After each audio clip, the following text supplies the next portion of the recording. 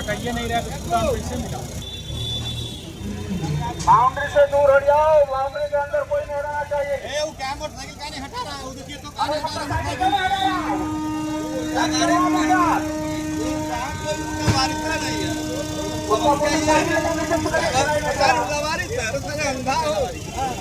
आपको पता कोई नहीं दे रहा तो